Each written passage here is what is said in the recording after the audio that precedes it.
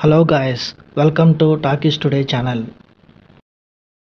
Big Boss season 9 Telugu ఈరోజు voting లిస్ట్లో ఎవరెవరు ఏ ప్లేసెస్లో ఉన్నారనేది ఈ వీడియోలో మనం డిస్కస్ చేద్దాం. సో వీడియోలోకి వెళ్ళే ముందు మీరు మన ఛానల్ని ఫస్ట్ టైం చూస్తున్నట్టయితే ఒక లైక్ చేయండి, ఒక కామెంట్ చేయండి, అలాగే మన ఛానల్ని సబ్స్క్రైబ్ చేసుకోండి.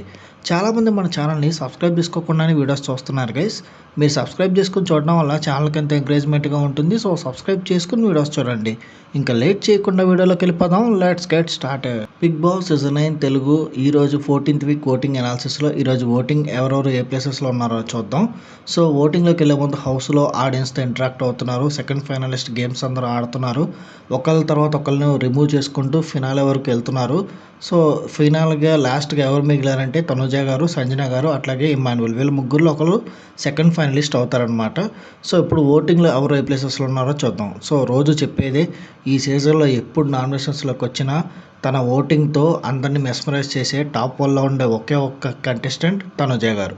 తనుజ గారు ఓటింగ్ ఏ రేంజ్లో ఉంది అని ఒక మాటలో చెప్పాలంటే తనుజ గారు ఓటింగ్ మిగతా 5గురు కలిపినా కూడా దానికి డబుల్ ఇంపాక్ట్ క్రియేట్ చేస్తుంది. ఆ రేంజ్లో దూసుకుపోతూ ఉన్నారు. సో స్కై లెవెల్లో ఓటింగ్ పడుతుందని చెప్పొచ్చు. కళ్యాణ్ కూడా నామినేషన్స్లో లేకపోవడం తనుజకి సింగిల్ హ్యాండెడ్గా వెళ్ళిపోతుంది ఓటింగ్ అట్లానే. సో వార్ వన్ సైడ్ అన్నట్టుగా వెళ్ళిపోతుంది.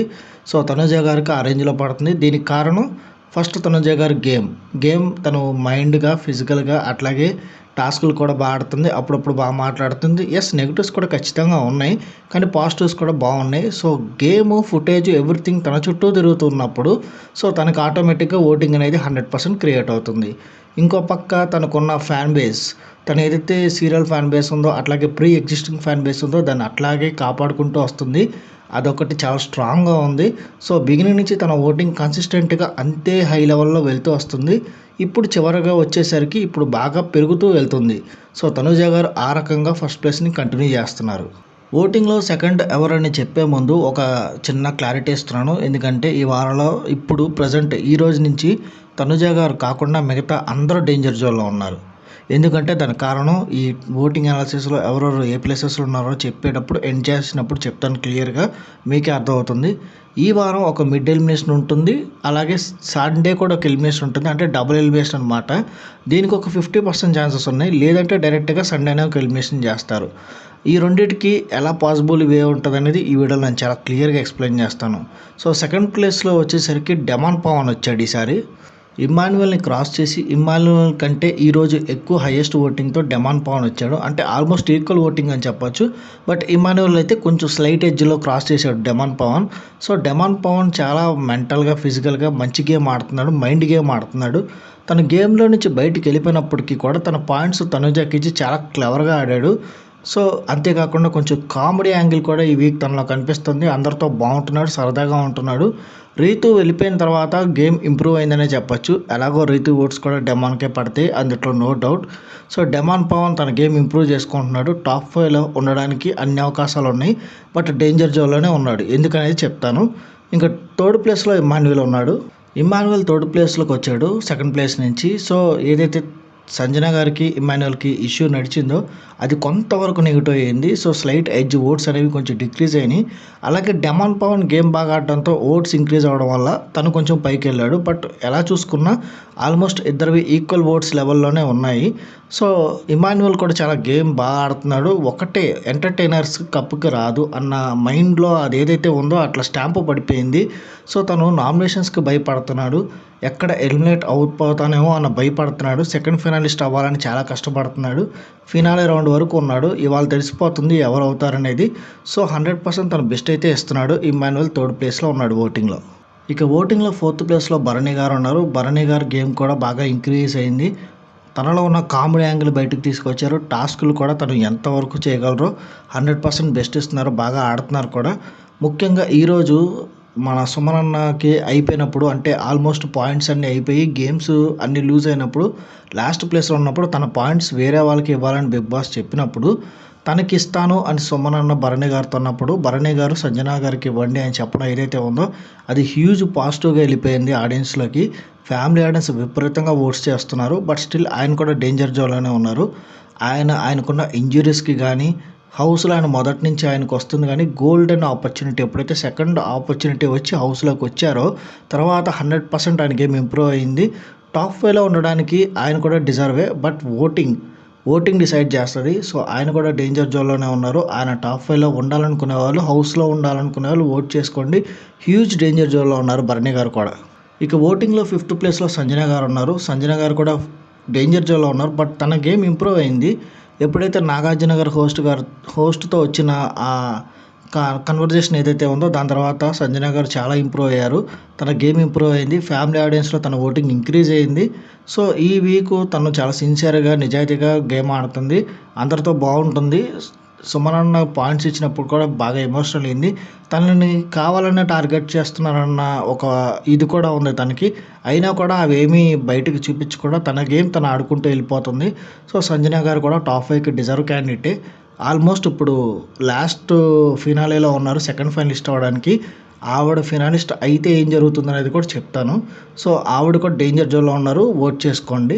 ఇక లాస్ట్ ప్లేస్‌లో సుమనన్న ఉన్నాడు. సుమనన్న మొదటి నుంచి ఆయన ఏం మాట్లాడాలి, ఎలా ఉండాలనుకుంటున్నారనేది నిజాయితీగా చాలా మంచి వ్యక్తిగా ఆయన హౌస్‌లో ఉన్నారు. ఇప్పుడు దాకా ఆయన సర్వైవ్ అవ్వడానికి ఆయనకున్న ఫ్యాన్స్, ఫ్యామిలీ ఆడియన్స్ ఓట్స్ బాగా ఉపయోగపడినాయి. సో, చివరికొచ్చేసరికి గేమ్ టైట్ అవ్వడంతో ఆయనకు కొంచెం ఇబ్బందిగా అనిపిస్తుంది. స్టిల్ ఆయన బెస్ట్ అని ఇస్తున్నారు. ఆయన గేమ్ టాస్క్‌లు కూడా ఆయన ఎంతవరకు ఇవ్వగలరనేది 100% ఖచ్చితంగా ఇస్తున్నారు. పర్టిక్యులర్‌గా ఈరోజు జరిగిన మన ప్రోమో అలాగే ఎపిసోడ్ చూసిన వాళ్ళకి తెలుస్తది. తన దగ్గరున్న బ్యాలెన్స్ పాయింట్స్ ఏదైతే ఉన్నాయో అది భరణి గారికి ఇస్తా అన్నప్పుడు సంజన గారికి ఇవ్వండి అని చెప్పినమ్మటే ఆయన ఎళ్లి సంజన గారికి ఇవ్వడం ఏదైతే ఉందో అది నిజంగా చూడడానికి చాలా బాగా అనిపించింది. సో, సుమనన్న కూడా టాప్ 5కి డిజర్వ్డ్ క్యాండిడేటే. బట్ ఆయనకి ఓట్స్ లీస్ట్‌లో వస్తున్నాయి. అంతేకాకుండా మిడ్ ఎలిమినేషన్ అవ్వడానికి ఆయనకి ఎక్కువ అవకాశం ఉంది. ఓట్స్ తక్కువ ఉన్నాయి. ప్లస్ గేమ్‌లో కూడా అతను ఆల్మోస్ట్ లాస్ట్ ప్లేస్‌లో ఉన్నాడు. సో, స్టిల్ సుమనన్న హౌస్‌లోనే ఉండాలనుకునే వాళ్ళు ఓట్ చేసుకోండి.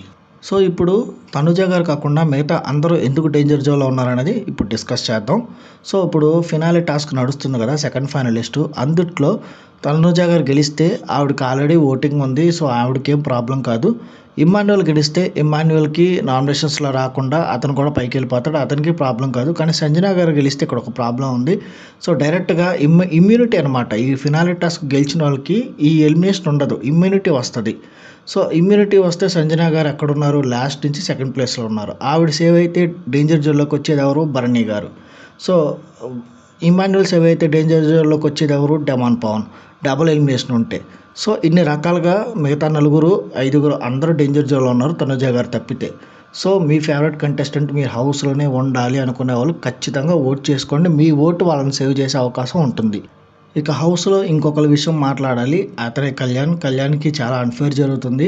ఎందుకురా ఈ టికెట్ ఫినాలే టాస్క్ గెలిచానురా అని అనుకునేలాగా బిగ్ బాస్ ప్రవర్తిస్తున్నాడు కూడా. తనని కనీసం ఆడియన్స్‌ని కల్పించి బిగ్ బాస్ అన్న ఏదైతే ఉందో అది కూడా చాలా బాధగా అనిపిస్తుంది. టికెట్ ఫినాలే టాస్క్ గెలిచి అతను ముందు ఒక 2 టాస్క్‌లు సంచాలకుగా చేశాడు. తర్వాత ఇప్పుడు సంచాలక్ కూడా ఇవ్వట్లేదు. అలాగే ఆడియన్స్‌ని కల్పించట్లేదు. ఓట్ అప్పీల్ కూడా ఇప్పించట్లేదు. సో, ఇంత అన్‌ఫెయిర్ జరుగుతుంది. జస్ట్ అట్లా కూర్చోబెట్టేశారు.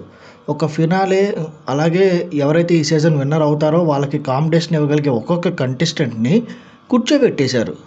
అసలు గేమ్స్ ఆడడానికి కూడా అవకాశం ఇవ్వట్లేదు. ఇంకోవైపు చూసుకుంటే తనుజ గారికి 2 టైమ్స్ ఓట్ అప్పీల్ చేసే అవకాశం వచ్చింది. కళ్యాణ్‌కేమో ఆడియన్స్‌ని కనెక్ట్ చేసే అవకాశం ఇవ్వట్లేదు. నామినేషన్స్‌లోకి రావట్లేదు. సో, ఏ లెక్కన ఈ ఇద్దరు కాంపిటీషను వారు వన్ సైడ్ అవ్వకుండా ఉండాలి అని చూస్తున్నారో నాకైతే అర్థం కావట్లేదు. సో, బిగ్ బాస్ టీమ్ ఇది ఖచ్చితంగా అన్‌ఫెయిర్ అని నాకు అనిపిస్తుంది. కనీసం ఆడియన్స్‌లను కల్పించండి అని అయితే నాకు రిక్వెస్ట్ చేయాలనిపించింది. సో, కళ్యాణ్ నెక్స్ట్ వీక్ నామినేషన్స్‌లోకి వస్తాడు. ఈ వారం అంతా ఓట్ చేయాలని వెయిట్ చేసిన ఫ్యాన్స్ ఎవరైతే ఉన్నారో నెక్స్ట్ వీక్ వాళ్ళ దమ్మేంటో చూపిస్తారు 100%.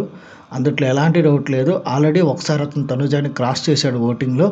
తనుజ గారు కూడా గేమ్ ఆడుతున్నారు. సో, వాళ్ళిద్దరూ మంచి ఫ్రెండ్షిప్ ఉంది, బాండింగ్ ఉంది. కానీ పోటాపోటీ ఉంటేనే మనకు కూడా కిక్ వస్తది చూడడానికి. ఓన్లీ ఒకళ్ళే విన్నర్ అయిపోతారు, వాళ్ళే ఓటింగ్‌లో ఉంటారంటే ఆ గెలుపు కూడా గెలుపులా అనిపించదు. కళ్యాణ్ కూడా నామినేషన్స్‌లోకి వస్తేనే ఆ గేమ్ మజా ఉంటది.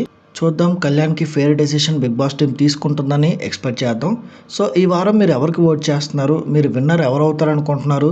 ఈ వారం ఎలిమినేషన్ మీరు ఎవరు అవుతారనుకుంటున్నారు కింద కామెంట్ సెక్షన్లో మెన్షన్ చేయండి. ఎవ్రీడే ఓటింగ్ అనాలిసిస్ ఎవరెవరు ఏ ప్లేసెస్లో ఉన్నారనేది మార్నింగ్ నేను ఆ వీడియో అప్డేట్ చేస్తూ ఉంటాను. సో ఛానల్ని కొత్తగా చూస్తున్న వాళ్ళు, సబ్స్క్రైబ్ చేసుకోకుండా చూస్తున్న వాళ్ళు ఎవరైనా ఉంటే సబ్స్క్రైబ్ చేసుకుని చూడండి. వీలైతే బెల్ బటన్ కూడా ప్రెస్ చేసి పెట్టుకోండి. అలాగే వీడియోకి ఒక లైక్ చేయండి, వీడియో కొంచెం రీచ్ ఎక్కువ వస్తుంది. ఇది వాళ్ళ ఓటింగ్ అనాలిసిస్ వీడియో గైస్. మళ్ళీ రేపటి ఇంకొక మంచి వీడియోతో మీ ముందుకు వస్తాను. Thanks for watching. జై హింద్.